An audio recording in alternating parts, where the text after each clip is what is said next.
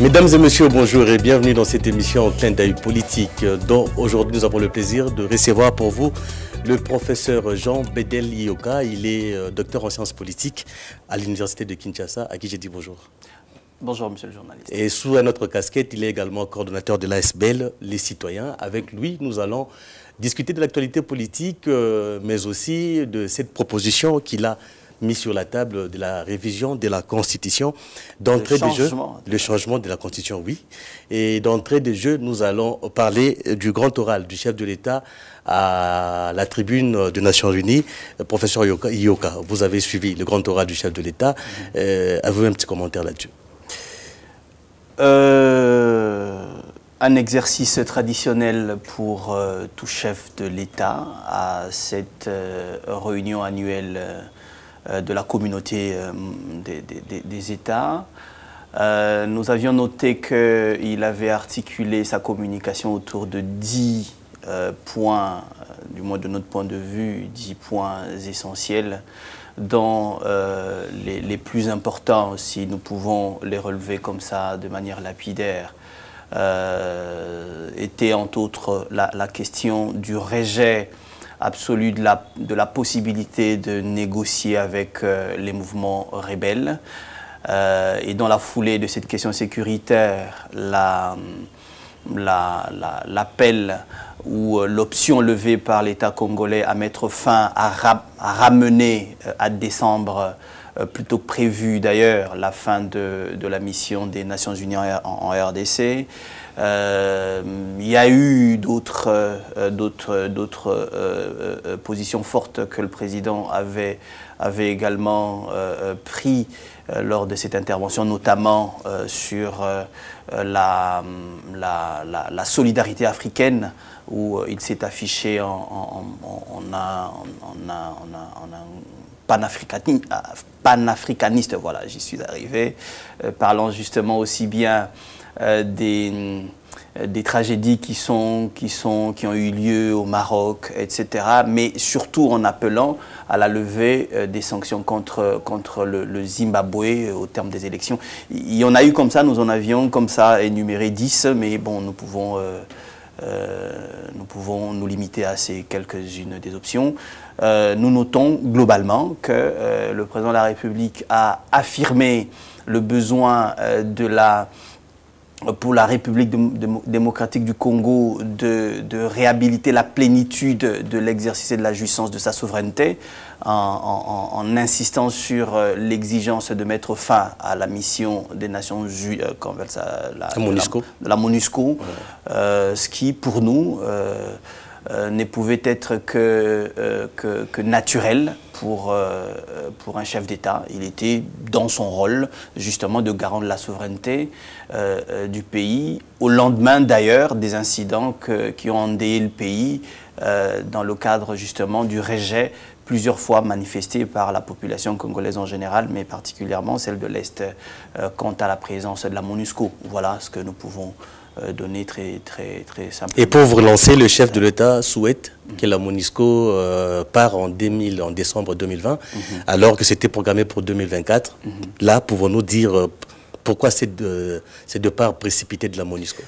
Bon, le départ programmé de la MONUSCO était prévu au courant 2024 et vous savez que les assemblées des Nations Unies, ce sont des réunions annuelles. Il n'y a pas d'assemblée tous les 3 mois ou tous les 6 mois. Eh bien, 3 choses. Le premier niveau d'observation, c'est de noter le rendez-vous. Le rendez-vous était celui-là, cette réunion de la communauté des États du monde. Et à l'occasion, il ne pouvait qu'affirmer, comme je le disais, il était dans son rôle. 1, 2, l'affirmant, cela ne signifiait pas que la MONUSCO partait le jour même. Parce que bien entendu, il a demandé pour décembre 2023, alors que nous le savons, la République démocratique du Congo a toujours eu besoin de l'appui logistique de la MONUSCO pour la tenue des élections, d'une certaine manière. Non, ça c'est une analyse voulue contextuelle dans la permanence de la. On veut, c'est une tendance qui peut vouloir rendre permanent une situation contextuelle. La République démocratique du Congo est un État. Et en tant que tel, il s'assume et sa vie est voulue pour être garantie par ses propres moyens. L'arrivée de la MONUSCO n'était qu'un moment qui ne pouvait qu'arriver à son terme. Et que donc le président de la République, d'ailleurs au lendemain, je le disais, des événements qui ont endeuillé le pays, au moment où une bonne majorité de la population congolaise appelle à cette fin de mandat, eh ben, moi je pense que le président de la République n'était que dans son rôle. Mais, encore une fois, dans la mesure où nous sommes régis comme communauté mondiale par les lois, par la charte principalement des Nations Unies ainsi que l'ensemble des traités, le président en tant que chef de l'État a formulé cette position congolaise, bien entendu au niveau de l'Assemblée générale. Là, il va appartenir, si cela n'a pas encore eu lieu, au Conseil des sécurités, qui est l'organe de décision, on va dire, de délibérer, lever les options, mais au moins se fondant sur une option de souveraineté qui a déjà été levée, et cela ne pouvait qu'être dit. On va avancer. Pensez-vous que les FARDC ont suffisamment monté en puissance pour garantir la sécurité de la nation congolaise, surtout dans ces coins de la RDC, après le départ de la MONUSCO? Poser cette question, politologue que je suis, je peux l'interpréter autrement en disant: la RDC est-il capable d'être un État?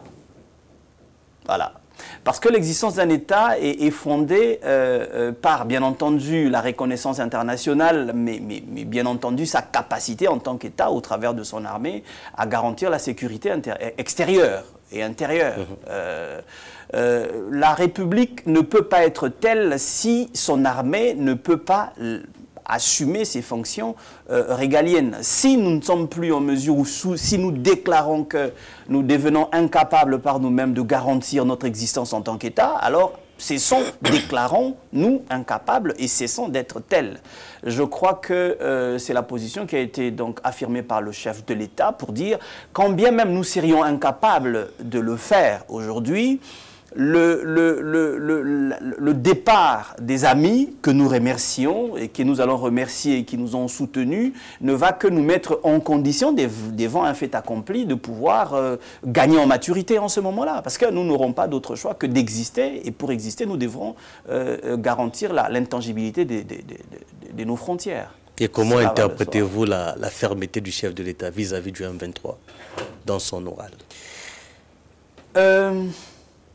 C'est quoi un État? Un État, il est défini au regard de son pouvoir et de ses fonctions comme devant disposer du monopole de la contrainte physique légitime. Lorsqu'il existe, et c'est comme ça d'ailleurs que ce mouvement-là est appelé et qualifié de rebelle et déclaré de terroriste d'ailleurs, il faut le dire. Mais comment auriez-vous voulu que le chef de l'État n'affichât pas cette position-là? On ne peut être face à des rebelles, à des terroristes que ferme, bien entendu. Des gens qui qui nous endeuillent, des gens qui complotent, qui se mettent au service de nos agresseurs nonobstant leur motivation. Parce que vous également, le compatriote régisseur d'antenne de l'autre côté, chacun de nous avons des récriminations, des préoccupations à formuler. Si nous devions tous prendre des armes, vous pouvez vous poser la question sur ce que deviendrait la République. Donc, les institutions de la République, dont il est le premier d'entre elles, parce que le chef de l'État est en lui-même une institution, ne peut qu'être ferme face à des rebelles qui ne veulent pas venir sur la table du débat républicain. Professeur Ryoka, je rappelle que vous êtes politologue à l'université de Kinshasa. Quelle note vous donnez à l'état des sièges? Si j'étais juriste... Pensez-vous qu'on a atteint l'objectif escompté? Ah voilà, merci de l'avoir recadré ainsi, parce que sinon je vous aurais dit qu'en tant que politologue, donc sociologue, je ne donne pas de notes, je fais des observations. C'est vrai que l'état de siège aurait pu atteindre meilleurs résultats. Hein, on aurait pu faire mieux, mais nous pouvons constater que nous n'avons pas atteint les résultats qui ont été escomptés, qui ont été espérés, parce que la situation sécuritaire demeure manifestement toujours assez difficile. Mais nous pensons que nos forces armées sont en train du mieux qu'ils peuvent à considérer. Parce que lorsque vous faites une analyse, sociologue que je suis, vous ne prenez pas en compte la question sous un angle fermé. Vous prenez en compte tous les paramètres qui rentrent en ligne de compte.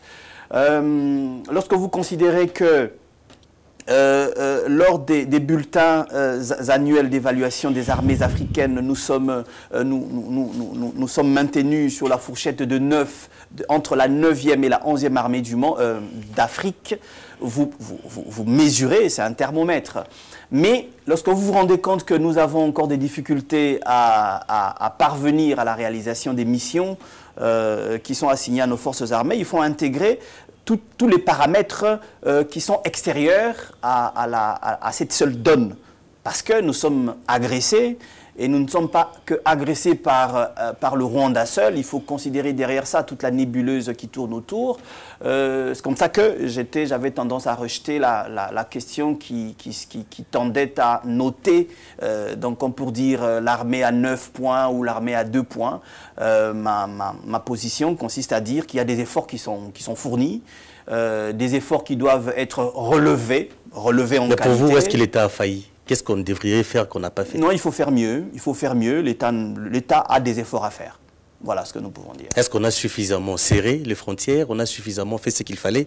Non, pas suffisamment, parce que si c'était suffisamment serré, la guerre aurait pris fin, cette partie du territoire aurait été depuis longtemps sécurisée. Ça n'est pas encore fait. Nous constatons que des efforts sont à faire. En tant que sociologue, si on vous demande de faire des propositions, vous partirez d'où?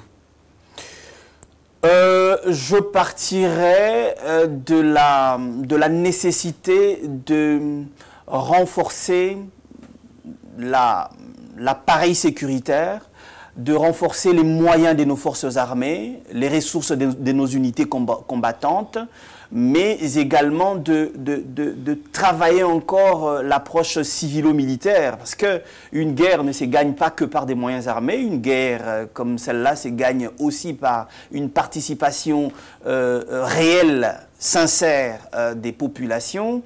La population congolaise, particulièrement celle de l'Est, qui est une population martyrisée, fournit les efforts que nous fournissons en tant que Congolais, mais nous pouvons encore fournir davantage d'efforts. Et si l'ensemble de ces paramètres sont pris en compte, mais également une responsabilité à la communauté internationale, parce que le chef de l'État l'a d'ailleurs dit en interpellant les États du monde, principalement les puissances de l'Occident. On voit comment est-ce qu'elles se mobilisent jusqu'aujourd'hui auprès de l'Ukraine.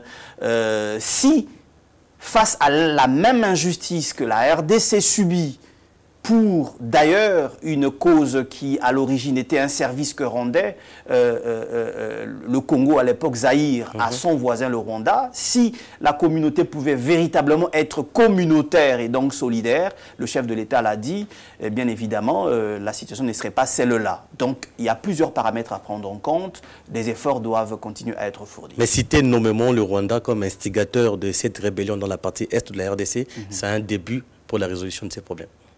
Nous nous satisfaisons et nous espérons que cette position va davantage se renforcer. Nous interpellons également, parce que les États-Unis qui ont levé la voix, nous espérons que cette position va se renforcer, il faut le faire. Nous voyons la France pouvoir le faire, parce qu'au-delà de tout, et je pense que quand nous allons rentrer dans le sujet même qui nous emmène ici, nous allons relever la faiblesse, la timidité, la tiédeur de la position de la France, dont nous sommes, parce que, il ne faut pas qu'on se mente, la langue est un élément de projection de puissance stratégique. La France, le français, c'est la langue de la France.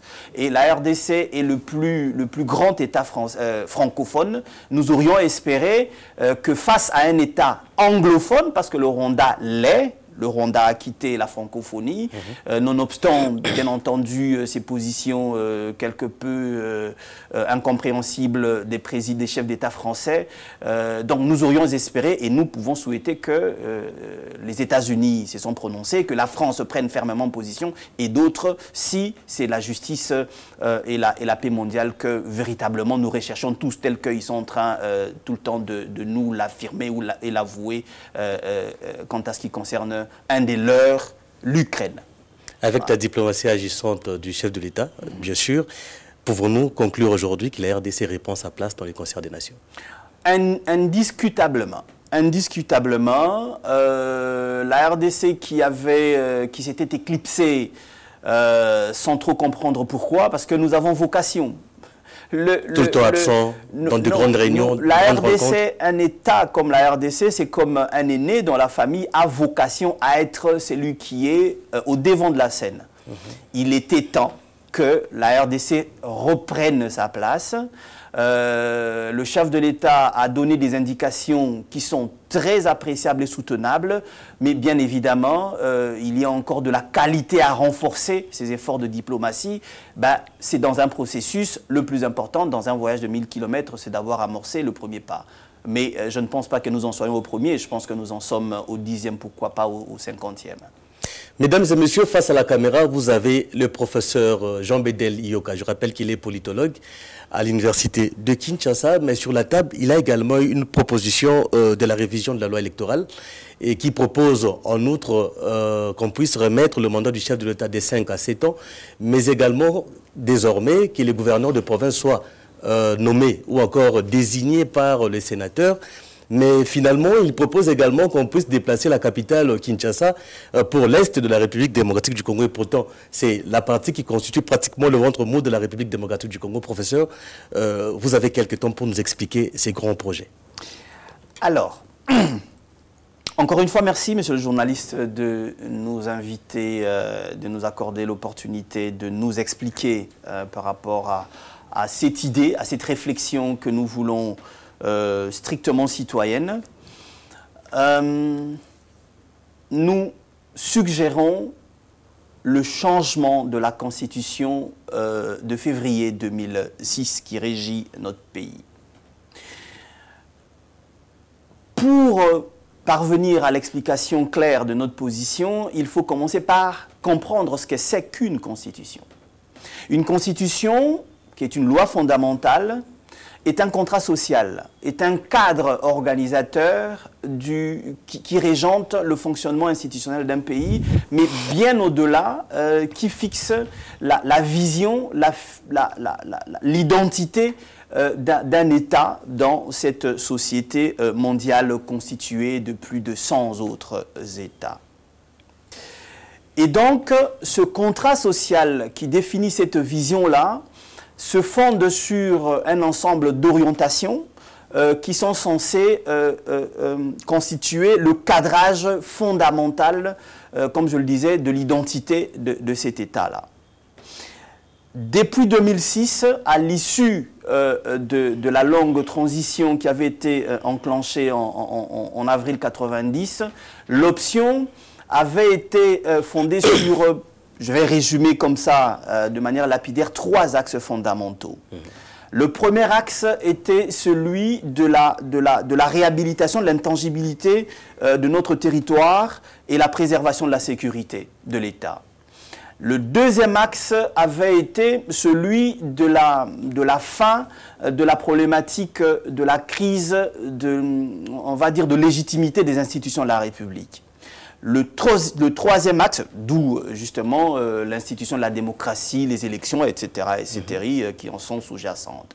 Le troisième axe fondamental était celui de la garantie du relèvement du bien-être social et économique, parce que la démocratie et tout ce qui va avec ne sont pas des fins en soi. La fin en soi, c'est le bien-être, la sécurité globale de la population, sécurité en termes de paix, absence de guerre, sécurité en termes de bien-être social, économique, etc.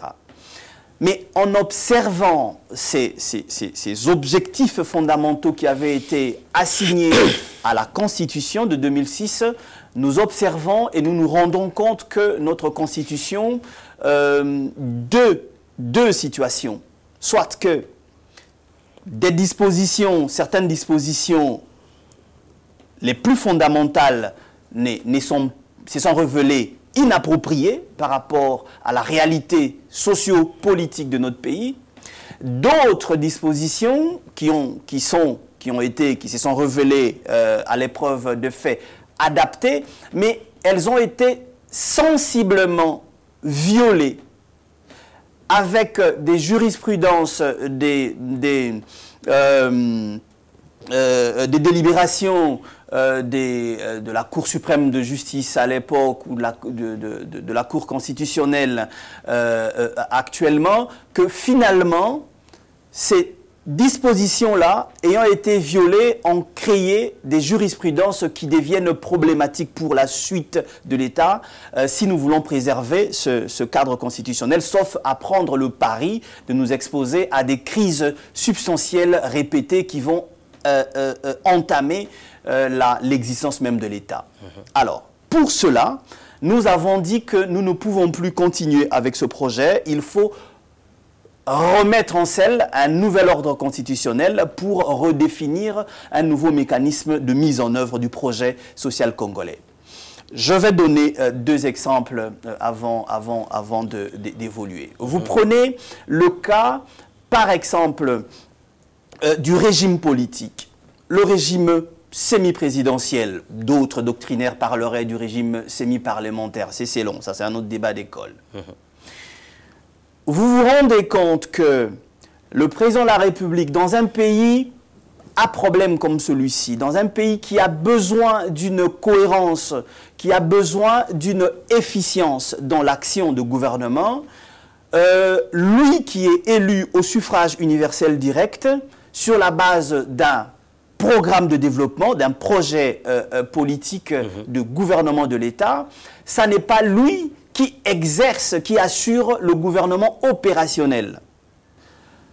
Il gouverne au travers d'un exécutif, évidemment cet exécutif qui est bicéphale, au travers d'une équipe gouvernementale qui ne gouverne pas, passez-moi la tautologie, forcément sur la base du programme de gouvernement soumis au vote par le président de la République, mais sur la base d'un programme de gouvernement qui, certes, est présenté au peuple au second degré via les parlementaires, le président de la République, mais qui n'est pas en application son projet de société. Qui n'est pas forcément le programme de gouvernement typique sur base duquel le chef de l'État a été élu. Mais vous constaterez qu'au bout du mandat, c'est le même président de la République qui a été obligé de définir une espèce de programme, on va dire, concerté avec un Premier ministre. C'est lui qui vient solliciter à nouveau le scrutin, la confiance du peuple, sur la base d'un programme qui n'était pas forcément celui qu'il avait proposé 5 ans plus tôt. Et ça, c'est lorsque, dans un cas idéal, où le Premier ministre est issu de la majorité à laquelle appartient le chef de l'État. Mais lorsque, comme pour le cas de ce qui s'est passé en 2021, le Premier ministre n'est pas issu d'une majorité réelle, de la même majorité que le chef de l'État, vous avez un Premier ministre qui applique un programme de gouvernement qui n'est même pas celui du chef de l'État. Et donc, vous allez vous retrouver face à un président qui demande un mandat autour d'un programme qui est autre que celui sur base duquel il a été élu. Donc, nous pensons que ça n'est pas un régime politique qui est efficient, qui permet un gouvernement, on va dire, cohérent par rapport aux attentes du peuple. Il faudrait, pour des besoins de redevabilité, de responsabilité du chef de l'État, qu'il soit lui-même directement responsable, qu'il conduise personnellement l'exécutif, et en ce moment-là, au bout du mandat, il sait venir répondre positivement ou négativement face au peuple de ce qu'il a effectivement appliqué comme programme de gouvernement à la mesure des promesses qu'il avait faites en début de mandat. Ça, ce n'est qu'une indication, il y a comme ça plusieurs autres indications.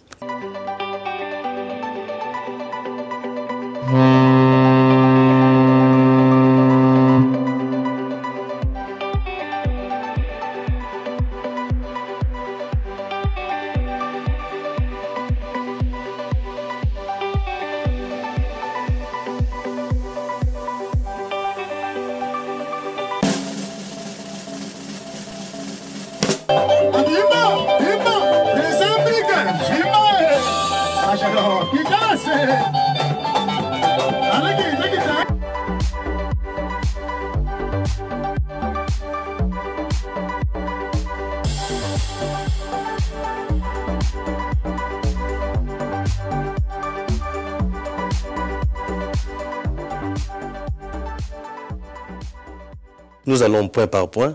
Déjà au départ, votre projet, il est purement scientifique, comme vous le dites, mais vous ne craignez pas d'être mal interprété, surtout maintenant. Pourquoi maintenant, à 3 mois des élections? Déjà, il faut situer le maintenant dont vous parlez, l'opportunité. Notre démarche ne consiste pas à demander ce changement de constitution avant les élections. Ce serait même matériellement impossible, parce que c'est un mécanisme processuel qui est relativement long, qu'en 3 mois, cela ne peut être possible. Il est ici question de lancer une idée. L'objectif pour nous, l'enjeu pour nous étant que, justement, parce que la tenue imminente des élections est une opportunité. En ce moment-là, et c'est pour ça d'ailleurs que nous initions une pétition dans le cadre de laquelle nous pensons que le peuple s'appropriera de cette démarche, les candidats aux différentes élections, s'ils s'approprient, s'ils acceptent ce projet, ils le soumettraient au peuple pour les élections qui sont en train de venir.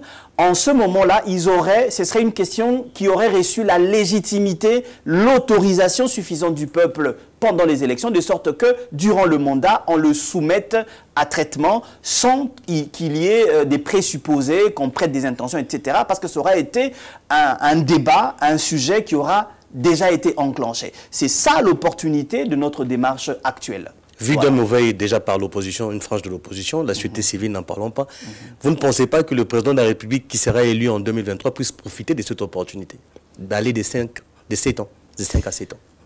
Alors, après le référendum, bien sûr. Alors là, nous sommes déjà en train d'aborder le fond de la question. Exactement. Ça, ce n'est qu'un aspect des propositions que nous faisons. Nous disions que c'était une proposition... Attendez, une république qui est entendue comme une communauté des citoyens ne peut pas s'interdire de réfléchir. Déjà, que je suis à l'origine un scientifique, mon travail, c'est de lancer des idées, c'est d'agiter des idées. Une société qui s'interdit de réfléchir est une société qui est vouée à se mourir de sa plus belle mort. Nous avons dit ici que notre proposition ressort d'une observation des faits. Prenons par exemple la question des mandats. Nous avons 5 ans de mandat institutionnel, qui d'ailleurs, du point de vue de la Constitution, article 220, est intangible. Le mandat et la durée du chef de l'État ne sont pas, le nombre de mandats et la durée de ce mandat-là ne sont pas sujettes à modification. Bien. Prenez 5 ans. Nous allons ici aller aux élections en décembre. Il est prévu, suivant le calendrier qui avait été récemment publié par la CENI, que c'est au 20 janvier que le chef de l'État va prêter serment. Bien. Au 20 janvier, le décompte, ça tourne, le chrono tourne. Le chef de l'État, dans les équilibres institutionnels, il ne dirige pas seul. Il faut un équilibre institutionnel, notamment, qui va au Parlement, entre autres. Le Parlement, les résultats définitifs du Parlement, quand je parle du Parlement national, parce qu'il faut entendre également des parlements provinciaux, comprend l'Assemblée nationale et le Sénat. Le Sénat, j'ai bien vu, c'est jusqu'à février. OK ? Alors, c'est vrai que la majorité parlementaire dont est issu le gouvernement est produit ou est identifié à la Chambre basse. Mais lorsque vous prenez, depuis 2006 d'ailleurs, c'est d'expérience, lorsque vous prenez les périodes nécessaires aux délibérations, aux discussions politiques pour la formation des majorités parlementaires et la définition des équilibres politiques, ne vous prennent pas moins de 4 à 5 mois. Donc, à partir de février, vous comptez 4-5 mois, nous sommes déjà à juillet. Lorsqu'il faut identifier les majorités et que dans la foulée, il faudra forcément ou éventuellement identifier un formateur ou un informateur, c'est selon. Au bout de cette période, on est juillet-août, nous avons un gouvernement qui est formé. Parce qu'il y a, après ces majorités-là constituées, des consultations, bien entendu, pour mettre en place cet exécutif qui va gouverner avec le chef de l'État dans le cadre de notre régime politique. Eh bien, le gouvernement est installé août-septembre. Vous prenez, dans tout management normal... Donc pour vous, il y a au moins 2 ans qui s'est vous allez prendre entre le moment où le président de la République prête serment et le moment où véritablement les institutions ont la maîtrise, s'approprient des dossiers, vous avez 1 année et demie au moins. Vous avez 1 année et demie. On doit aller vite avec les temps impartis. Alors, lorsque vous vous préparez aux élections qui suivent, déjà ça fait 1 année, on se prépare aux élections, vous voyez que plus personne ne travaille sur des dossiers substantiels de l'État. Vous avez comme ça 2 ans et demi qui sont perdus. Et donc, en réalité, on ne gouverne réellement que pendant 2 ans ou 2 ans et demi.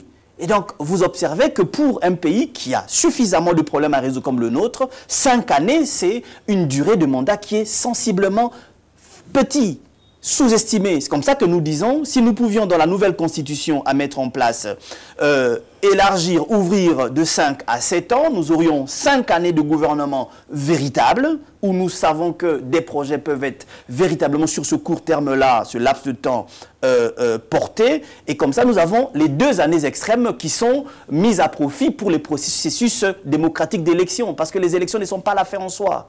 Vous prenez juste cette indication-là, vous vous rendez compte que cette constitution n'est plus appliquée, n'est plus adaptée à notre réalité. On va évoluer. Vous n'êtes pas sans ignorer que votre aîné, le célèbre historien, le professeur Isidore Ndaïwel, lui aussi vend dans ses sens, mais sauf qu'il tire son origine, il tire sa force dans la CNS, la Conférence nationale souveraine, pour chercher à ce qu'on puisse réviser cette loi électorale. Mais vous, d'où est-ce que vous tirez cette réflexion ?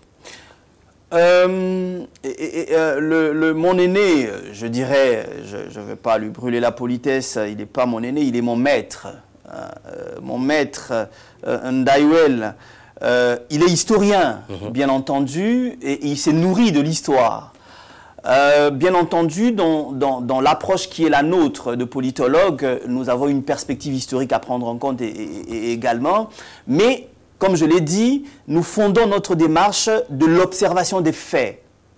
Nous observons, notamment par rapport au cas, par exemple, des mandats parlementaires, des mandats institutionnels, ce que nous venons de dire.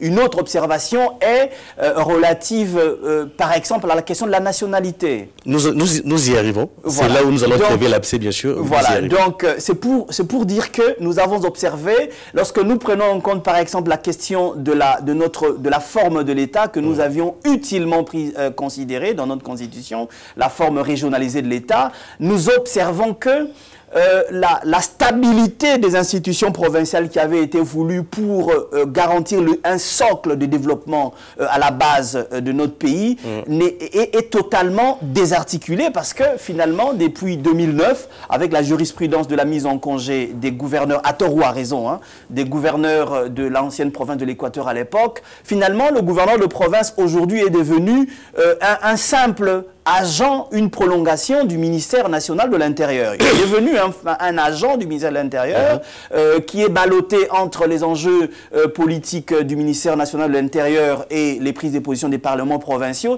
si bien qu'aujourd'hui, on ne sait plus. Déjà, les 5 années, nous l'avons démontré, c'est peu.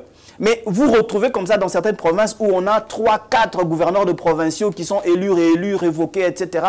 À quel moment est-ce que ce monsieur-là va se concentrer pour mettre en place sa politique de développement de la province? Donc tout ça fait que finalement notre système constitutionnel, du moins sur la base des socles qui ont fondé sa motivation, sont désarticulés. Et ce sont des observations que tout le monde voit. Nous voyons que ça ne peut plus tenir, voilà. Donc vous proposez désormais que les sénateurs puissent voter les gouverneurs de province. Sur cette question spécifique, par exemple, vous voyez, je redis encore une fois, la démocratie n'est pas une fin en soi. La démocratie n'est qu'un mécanisme de gouvernement d'un État, une option de conduite d'une société. Voilà.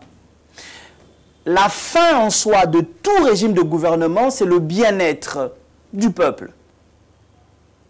C'est la sécurité globale d'une société.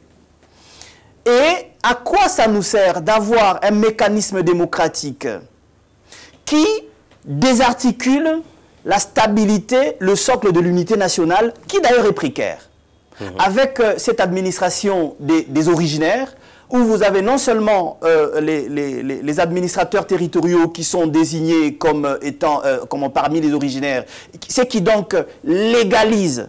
Nous sommes dans un contexte où le tribalisme, le régionalisme, l'ethnisme est légalisé et démocratiquement légalisé. Vous avez un gouverneur de province qui est élu et renvoyé dans sa province. Ce qui fait que finalement, dans une dynamique où nous avons encore de blocs subnational à se constituer. Ça brise la cohésion nationale. Ça brise la cohésion nationale. Et parce que l'enjeu, c'est l'existence, le maintien de l'existence de notre nation, il faut trouver des mécanismes de contournement. Donc, on donne l'exemple de Papa Condé qui vit à Kikanda, qui a été du Congo central voté dans la partie Est, de Koya Diallo par exemple, le gouverneur dans le Grand Katanga. Et en ce moment-là, nous nous disons comment concilier les exigences démocratiques de vote aux exigences de préservation de l'unité, de la consolidation de l'unité nationale. Nous disons, les gouverneurs de province sont élus, ils doivent être élus.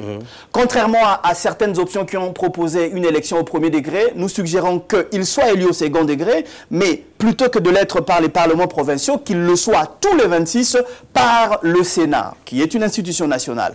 Ils sont élus, ils ont une légitimité électorale, mais pour cimenter et poursuivre la dynamique du ciment national, qu'il soit affecté maintenant par une ordonnance présidentielle, le président ayant la plus large légitimité de tous les élus de la République. En ce moment-là, on a 26 gouverneurs élus par le Sénat, avec des mécanismes de contrôle, cette fois-là, qui sont corsés à deux niveaux, au niveau des parlements provinciaux et au niveau du Sénat, parce qu'en ce moment-là, nous, pour préserver la stabilité des institutions provinciales, nous suggérons que les gouverneurs de province ne demeurent plus à la merci des parlements provinciaux, mais que la sanction, parce que le contrôle et la sanction démocratique doivent demeurer, mais qu'elle soit soumise à deux niveaux d'analyse ou d'évaluation. Le niveau des parlements provinciaux et le niveau du Sénat. En ce moment-là, le Sénat, qui est une instance, une habilitation provinciale, aurait d'ailleurs un contenu substantiel, parce que jusqu'aujourd'hui, il y a certaines personnes qui s'interrogent d'ailleurs sur la fonction actuelle du Sénat. Et là, où sera la place du ministère de l'Intérieur? En ce moment-là, le ministère de l'Intérieur qui garantit, qui assure, bien entendu, la cohérence verticale de l'État, parce que nous sommes il y a une forte décentralisation qui est consacrée par le régionalisme, mais l'État central qui doit assurer la verticale des institutions qui va de haut en bas, assurerait bien entendu la cohérence entre la gouvernance de la sécurité intérieure au niveau national et les entités déconcentrées intérieures, mais sans vider les gouverneurs de province de leur pouvoir qui avait été voulu pour que, étant stables, ils soient en mesure de penser et de mettre en œuvre, mettre en application des programmes de développement provinciaux, de sorte que de la compétition des développements interprovinciaux ressorte un développement national cohérent. Voilà. Professeur, vous allez plus loin pour proposer la révocation de l'exclusivité de la nationalité congolaise. Une question qui touche directement la population congolaise. Pensez-vous pas que vous allez vous attirer du foutre sur vous? Quand vous allégez... Nous avons vous allégez d'une manière aussi, je dirais, aussi facile cette question de nationalité. Vous en pensez quoi? Nous sommes moins préoccupés par notre propre sécurité en tant qu'individu que par le besoin, la nécessité de la survie de notre nation. Parce que à quoi ça sert d'exister lorsque sa nation est désarticulée? Nous savons que les citoyens, lorsqu'ils intègrent, ils comprendront le bien fondé de notre démarche. Beaucoup de citoyens le comprennent d'ailleurs déjà. Ils allégeront leurs critiques sur la nationalité. J'évoquais en introduction les leviers sur lesquels s'était fondée la dynamique la dynamique constitutionnelle qui nous régente aujourd'hui. L'un des leviers, l'un des trois leviers se rapporte notamment à la sécurité nationale. Où en est-on aujourd'hui? Vous souviendrez et vous observerez que depuis des décennies, c'est cette question nationalitaire qui est utilisée comme prétexte par nos agresseurs et leurs suppôts locaux au fin de continuer à déstabiliser notre pays en évoquant des prétextes divers minoritaires, etc., etc. Un élément. Deuxième élément. Sur cette option de l'irrévocabilité et de l'exclusivité, surtout l'exclusivité de la nationalité congolaise, qu'en avons-nous fait? Quelles sont les capacités démontrées aujourd'hui par l'État congolais à garantir, à assurer la réalité de cette option constitutionnelle? On peut se poser des questions. On peut se poser des questions. Nous avons vu en 2011, par exemple, qu'un parlementaire régulièrement élu de la République a été arrêté au Rwanda comme étant citoyen congolais, citoyen rwandais.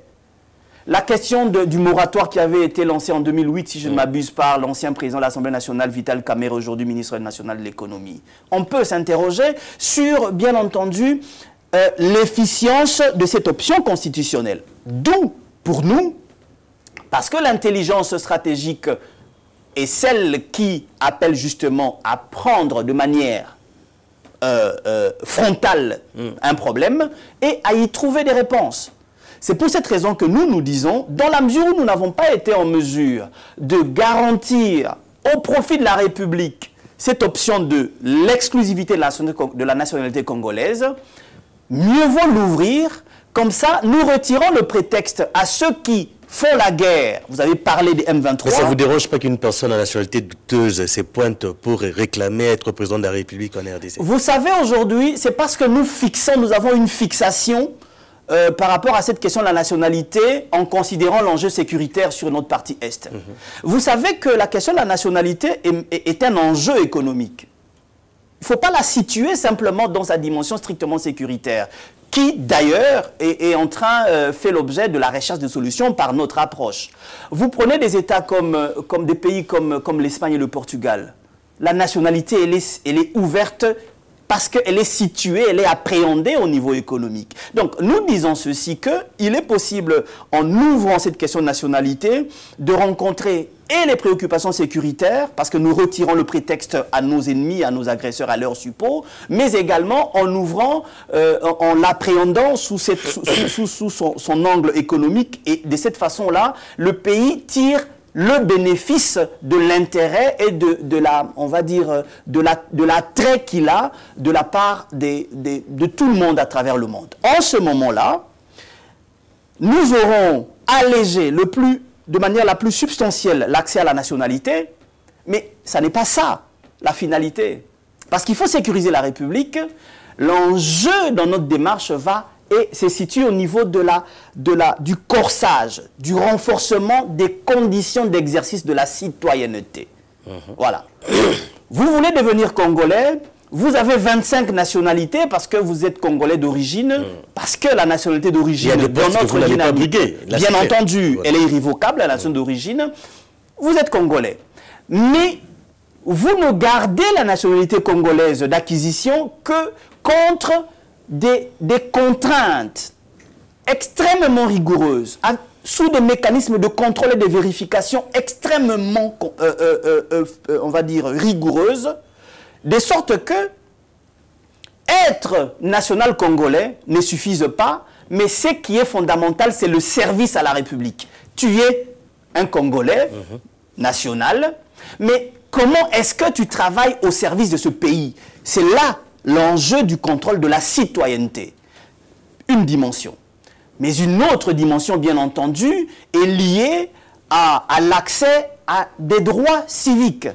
En ce moment-là, par exemple, dans la mesure où l'accès à certaines fonctions de souveraineté, comme les fonctions de chef de l'État ainsi que d'autres, ne serait pas ouvert, cet accès-là à tout le monde, ce serait un accès qui serait bien entendu restreint aux Congolais de sang, mais que, nonobstant le fait que l'on soit un Congolais de sang, soit adjoint d'autres conditions objectives. Parce que nous savons que la seule nationalité de sang n'est pas une garantie de sécurité. Nous connaissons Nous savons, nous vivons avec des Congolais de sang, mais qui sont des pires traîtres à la nation.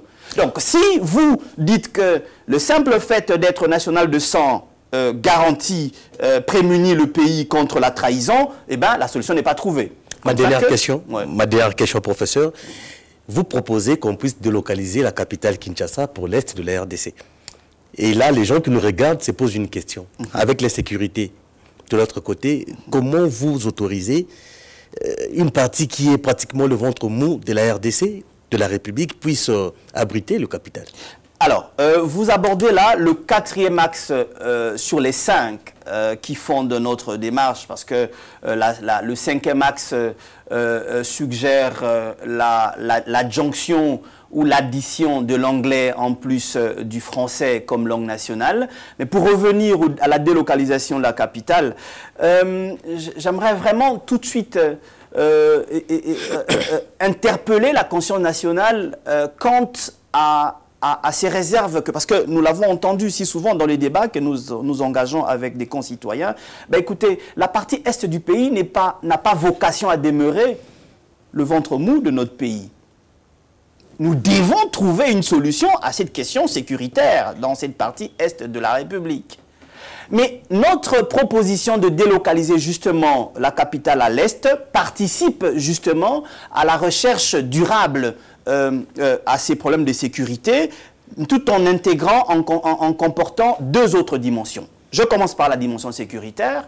Nous considérons que si nous délocalisons la capitale à l'Est, le siège des institutions est situé dans une ville existante, une ville à créer. Vous voyez bien qu'il y a une dimension dissuasive directe face aux envahisseurs. Évidemment, les débats sont à apporter dans des détails. Évidemment, les détails, nous n'avons pas suffisamment de temps pour rentrer dans les détails. Mais au moins, vous comprenez qu'il y a une dimension dissuasive. Le siège des institutions peut permettre à dissuader. Première dimension, premier volet. Deuxième volet, qui participe à la consolidation de l'unité nationale. Vous savez que ça va faire plus de 20 ans maintenant que de plus en plus s'émousse le sentiment d'unité nationale auprès de nos frères de l'Est, qui ont l'impression finalement qu'eux, ils meurent chaque jour, pendant qu'à l'Ouest, nous sommes en train de danser. Et progressivement, est en train de naître, ou peut naître de manière effective, une tentation à l'autodétermination en se disant, ben, ces gens-là ne nous aiment pas, nous souffrons nous-mêmes, autodéterminons-nous. Lorsque la capitale est déplacée ainsi, nous allons là donner un signal fort d'intégration nationale, et qui ne va que davantage renforcer l'unité.